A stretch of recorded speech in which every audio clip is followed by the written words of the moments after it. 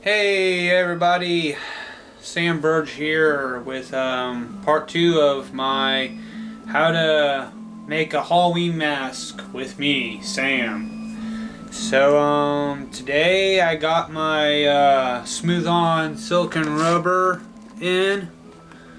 I'll show you the type I use. And this is basically what I use for all my molds when I make a cast for my masks.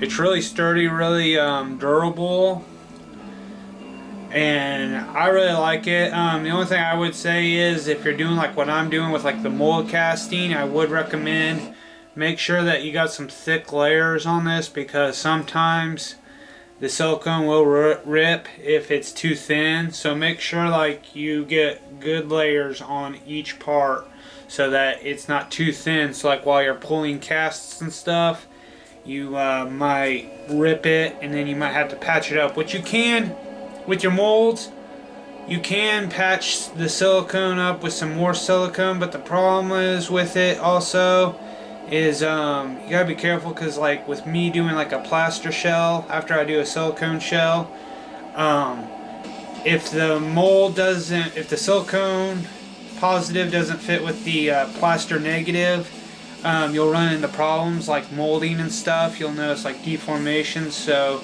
just save yourself the trouble and put some thick layers on this project that you're working on, no matter what it is. I'm just saying, like silicone, the smooth on is a good product, but I would recommend like when you're doing details like these spikes and stuff, make sure you get a good amount on them, because you don't want them too shallow, like, or a thin skin of silicone just covering this, because while you're doing the mold you might rip it apart because it's so thin.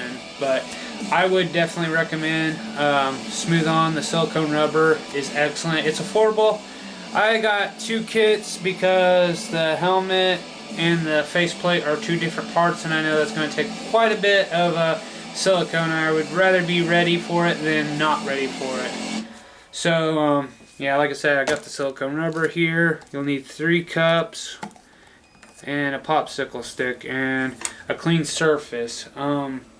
This helmet, normally when I do a cast I usually build up walls, but since this thing is kind of its own piece and whatnot, I'm really honestly just going to keep it as is and just let it sit on this and make the mold off of it. It's just I gotta make sure I do have some walls that come down and whatnot, so that when I do the plaster cast, this thing has something to stably sit into.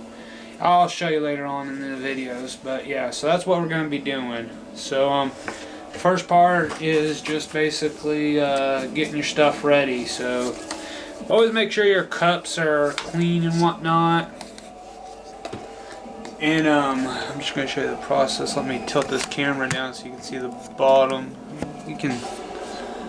Okay, I just need to take this cup out. The third cup, I use 3 cups because I like to have a cup for part 1, part 2, and then one to mix the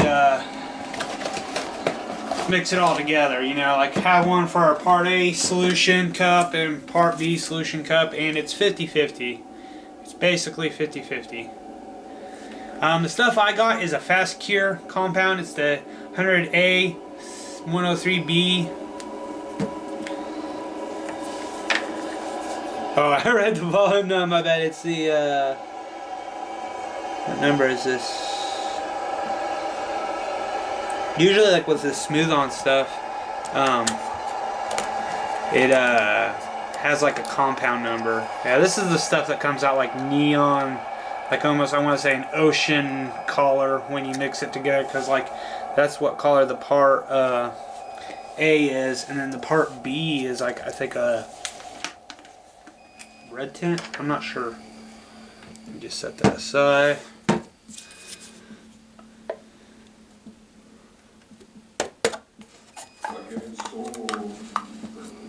Yeah, if anyone wants to know, yes, I'm listening to the Doom Eternal soundtrack.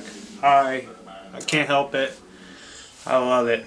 So next part is just to pour out your ratios. So I'm gonna put, I just fill up to like a point where I feel comfortable. I mean, I want a lot to work with, but I don't want too much where it becomes messy and hard to deal with. So I usually do about, not even like, I'd say 1/3 of a cup, maybe a third a cup.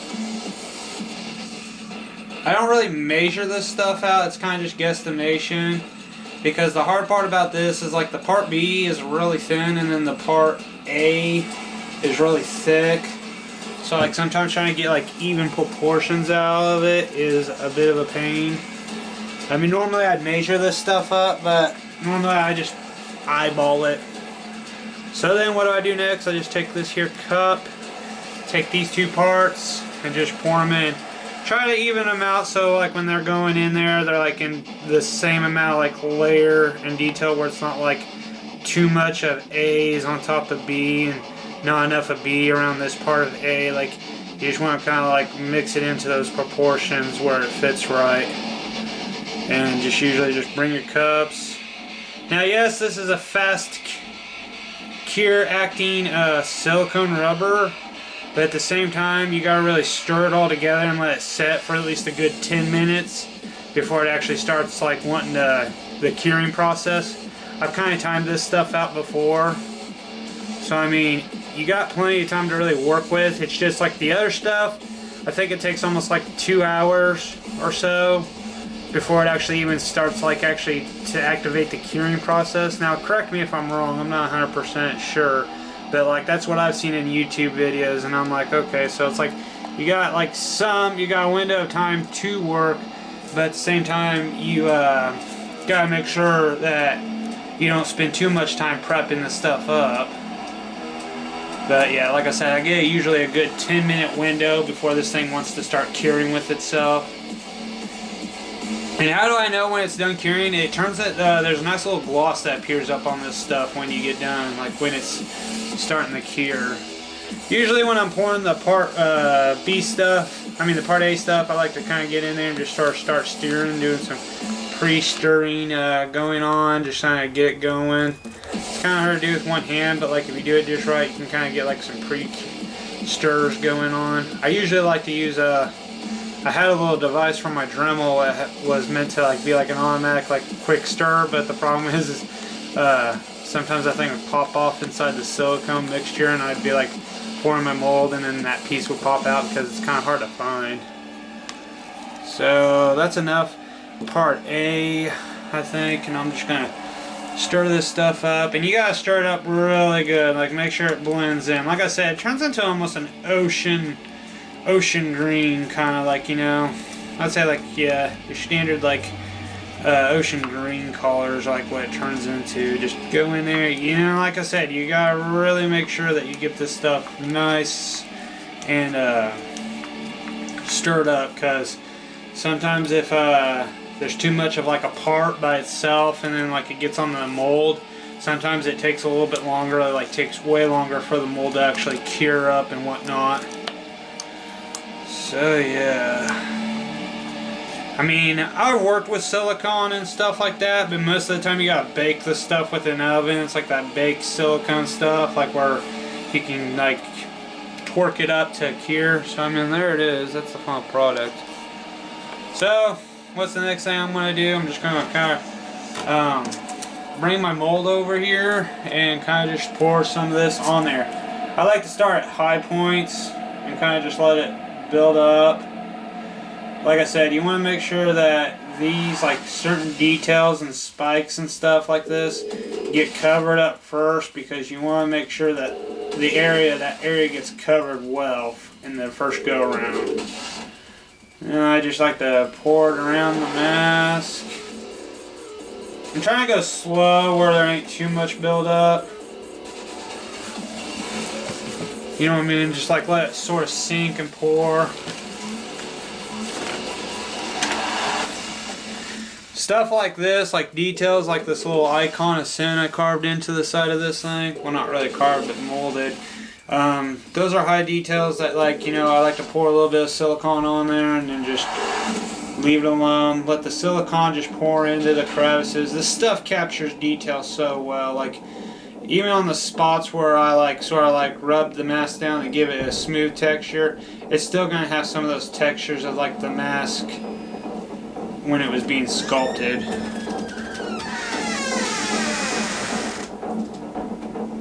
So yeah, this is just what you do, is kind of just pour it on there, just let it do its thing. That's really what's nice about this stuff, is that it likes to take control and just kind of like melt to the surface of whatever you're working on, and just kind of like capture every little detail of like what you put into your project.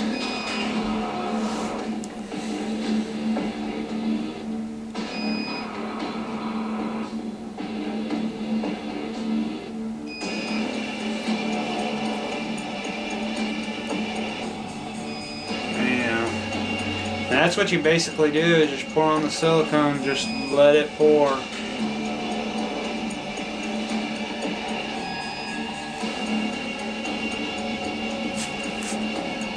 As of right now, I'm just trying to get the top of this helmet, more or less, than anything, because that's more like the high point. If I have to, I might have to like turn this mask and kind of do some other like silicone pour, but like on its side and whatnot. I mean, you got plenty of time to work with each pour that you do with this stuff. It's just better to let it kind of like do its thing and drizzle down first, then start to maneuver it. But I mean, like with certain parts, like, you know, I don't like to waste my silicone, so I'll just pick this up and just sort of toss it up there on the side. Just toss it up there and just like sort of recycle it, you know, you reuse it, don't let it just sit there. Because you want to use everything that you can, you know, get your money's worth out of this. And like stuff like this edge right here is starting to like, you know, just paint it out a little bit, like give it some more coverage, just use it, you know what I'm saying? It's not really going to hurt the mold, because like once this stuff kind of sits somewhere and kind of just pours down it and gets to where it's like settled, you know, you don't really have to worry about a whole lot after that, because I mean, it does its job, and it does its job well. So I'm going to pour this and cover this mask. I'll come back with an update. I just really can't really talk right now and be focusing on this at the same time. So alrighty everybody. So what you're looking at is just hours of me just like 4.5 hours of just mixing up silicone, spreading around the mask, covering every nook and cranny that I can with it. I mean, this is like, it's a lot of mask. I mean, the thing is, what the main thing is it's like, it's a lot of mask to cover.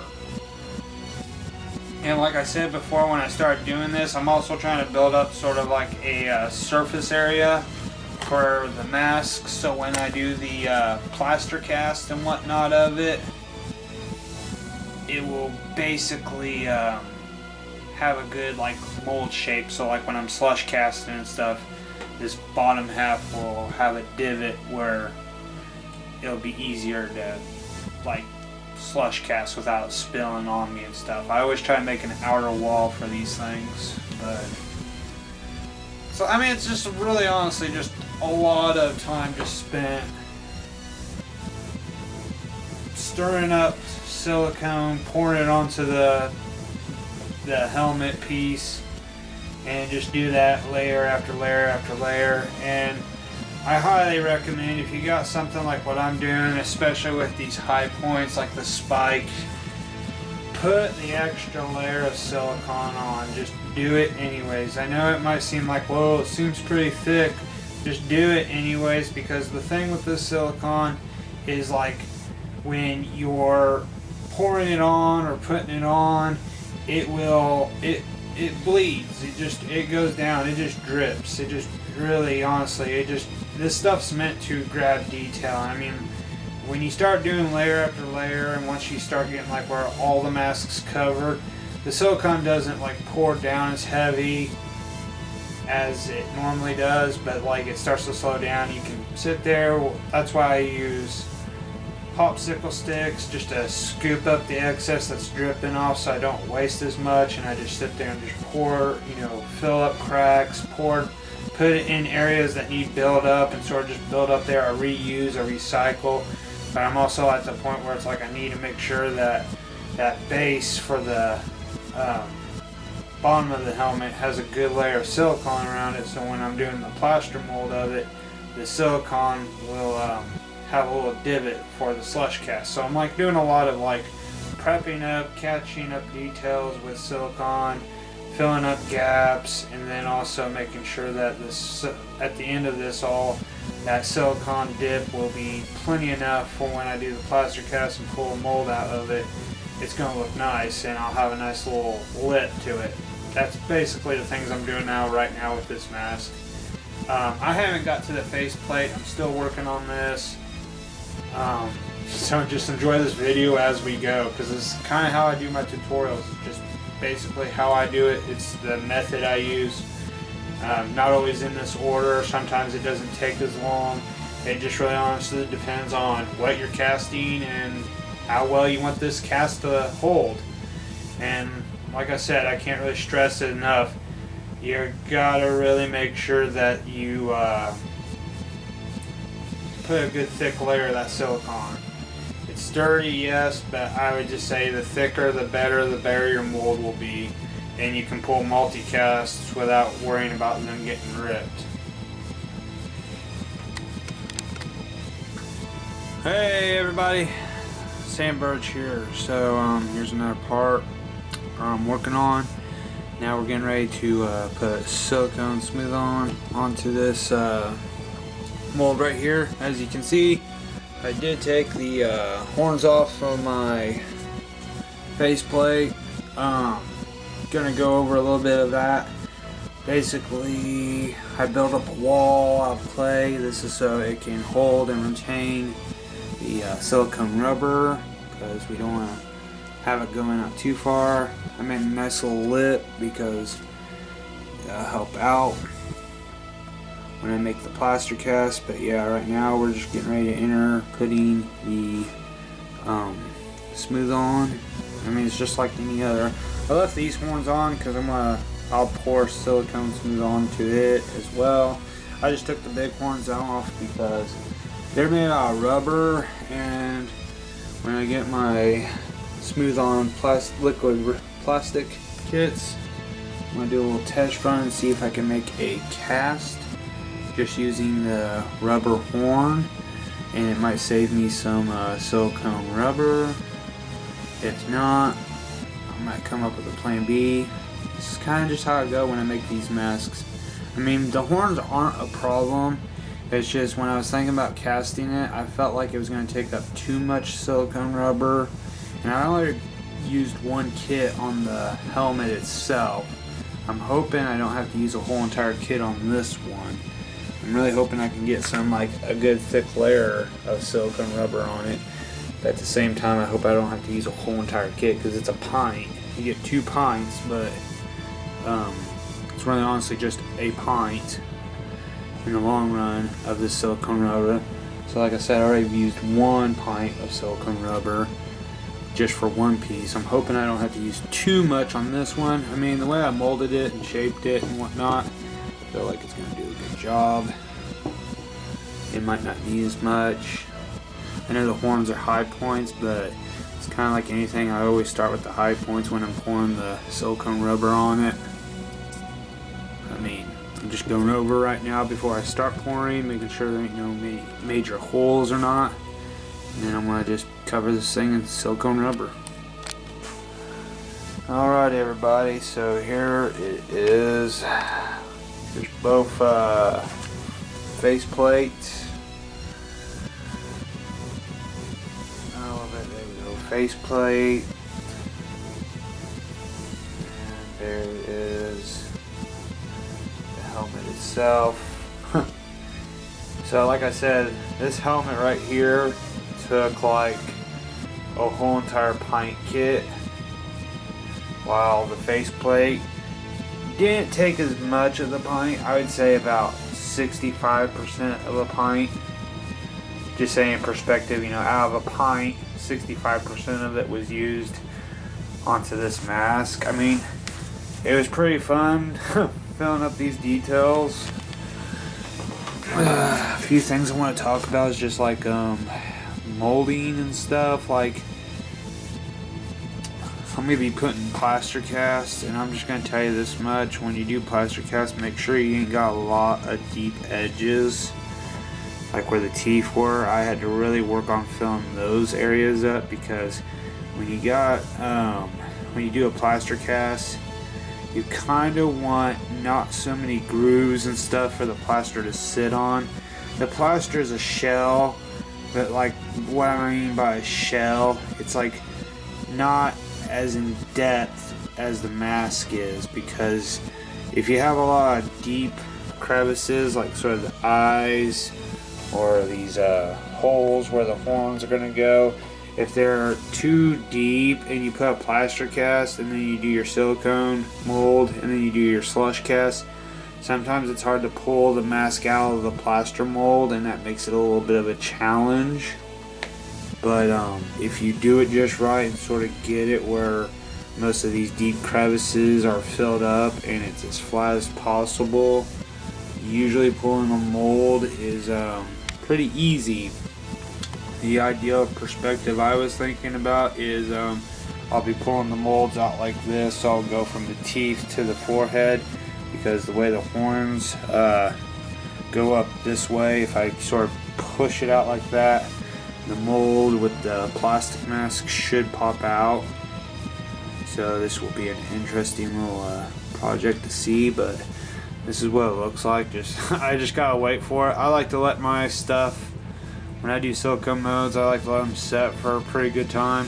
I mean, this stuff takes usually about an hour or two to set, but normally with this, it's just I like to let it set a little bit longer. I'm kind of one of those, I'd rather just wait a little bit longer before I start putting my plaster on, because I would really not want my silicone mold to get messed up. I just basically poured all the excess of this stuff, of the rest of the silicone on this thing, because I mean, it's got quite a bit on it. It's pretty thick, like the layers are thick. I decided just to hit that main part where the spikes are at and not really worry about too much, because there's not really too many deep crevices with this mask. And really honestly, the plan really is when I do a plastic cast of this helmet, I'm going to be pulling it out straight out, so it's going to pop out pretty much just with a pull. It's not going to be too bad. And I always have a plan, so don't worry. Like I said, it's just with this smooth on stuff, I learned the best way is if you're going to do a mask cast or something, make sure that if you have deep details, like I said, deep crevices and stuff, like for example this little outline with the helmet, like it's pretty deep, but I actually filled up a pretty good majority of it, so it's not too deep. So it's not like the plaster is going to sit there and like go into that crevice any deep and make it any difficult to pull out a mold. Like I said, it's going to be pretty easy, because the way I set this one up, I want it so it's like I'm going to grab it and pull it straight out from the mold. So then it's like everything that's right here, when it's going out, it ain't got nothing to really catch on or anything like that. Yeah, no deep no real severe deep crevices. The lighting in my room doesn't make it look any good, but if you kind of look right there, you can see the crevices aren't that deep at all. So it's like, it's not going to give it a whole lot to grip and grab to, and then make it difficult to pull a cast out. It's just pre-planning. That's what you got to kind of do. Like when I'm pouring my silicone casts and whatnot, I'm basically just kind of like pre-prepping in my head. It's like, how's this going to look? How am I going to pull this out? When I do a mold of it, how am I going to pull it out from the mold? You know, where do I really need to make sure that this is flat and whatnot? And like, I knew this part of the helmet was going to be pretty flat, but not too bad. Not too shabby. there you go. I'm just gonna make this the end of part 2. Part 3 will probably be a quick video about doing plaster casts. But I mean, other than that, you know, enjoy. Thank you for watching. I hope you all are having a nice day. I wish the best of luck to you all. And if you haven't subscribed, if you could, share this video, get the word out. Got any questions? Don't be afraid to ask questions. I will try to answer them the best I can. I try to respond as fast as I can. But, you know, have a nice day. Take care. Take it easy. Sam out.